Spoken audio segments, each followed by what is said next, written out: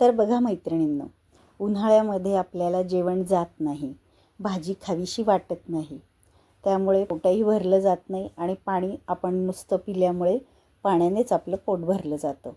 तर अशा वेळेस अशक्तपणासुद्धा येतो. तर जेवण जाण्यासाठी आपण काय करतो, लोणचं, चटणी, पापड अशा काही गोष्टी जेवताना ताटामध्ये घेतो, तेव्हा कुठे थोडंसं आपल्याला जेवण जातं.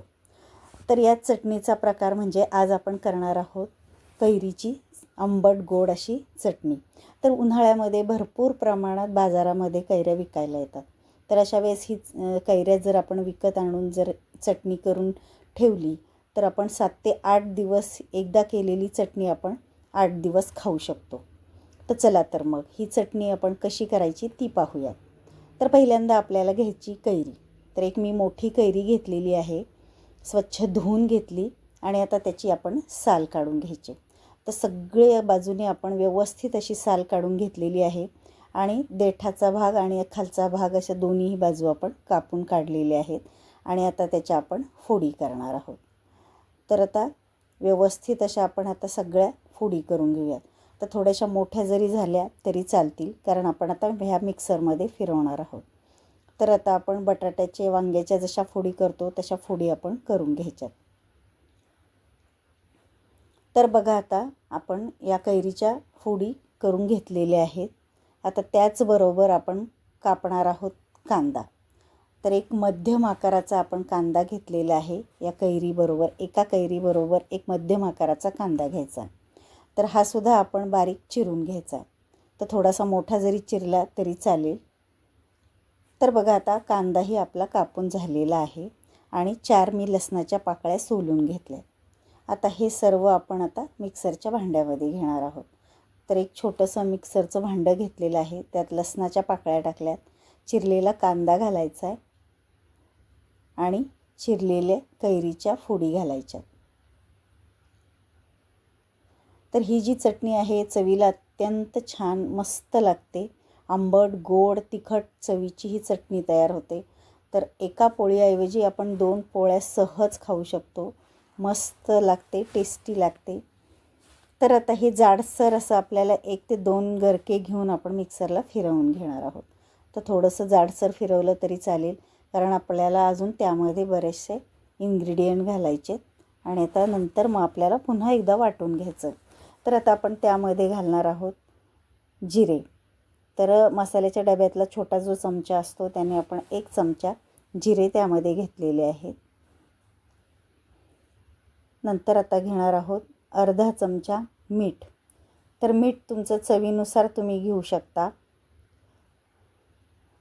आपण नंतर घेणार आहोत अर्धा चमचा बेडगी मिरची पावडर. आता ही फक्त रंग येण्यासाठी आपण ते टाकतोय. जास्त तिखट करायची असेल तर तुम्ही अजून लाल तिखट टाकू शकता. तर आता मी फक्त बेडगी मिरची टाकली, म्हणजे ही चटणी जी आहे जास्त तिखट होत नाही. आणि 2 ते 3 चमचे आपण गुळाची पावडर टाकलेली आहे. तर गूळ खिसूनसुद्धा तुम्ही टाकू शकता. आणि आता हे मिक्सरला छान असं वाटून घेतलं. तर आता हे यामध्ये आपण पाणी घालण्याची अजिबात गरज नाही. पाणी न घालतासुद्धा ही एकदम बारीक पेस्ट याची तयार होते. तर बघा ही चटणी आपली तयार झालेली आहे. आता आपण ती एका बाउलमध्ये काढून घेऊयात. आता गॅसवरती मी एक छोटी कढई घेतलेली आहे, त्यामध्ये तेल तापवून घेतलं एकदा. नंतर मोहरी टाकली, जिरी टाकलेली आहे, कढीपत्ता टाकला आहे आणि आता मी गॅस बंद केलेला आहे. आता हे सगळं हलवून घ्यायचं आहे आणि आता त्यामध्ये टाकणार आहोत हिंग आणि लाल सुक्या मिरच्या. आता हे सर्व टाकून एकदा मिक्स करून घ्यायचं आहे आणि ही खमंग अशी फोडणी आपण या चटणीवरती ओतायची. तर मस्त अशी आपली तयार होणार आहे ही कैरीची आंबट गोड चटणी.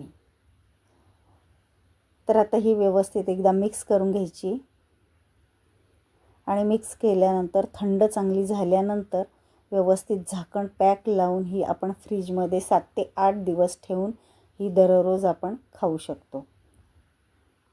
तर बघा मस्त लाल भडक आणि मस्त चवीची ही भन्नाट अशी कैरीची आंबट गोड चटणी ही रोजच्या आपल्या जेवणाबरोबर आपण खाऊ शकतो.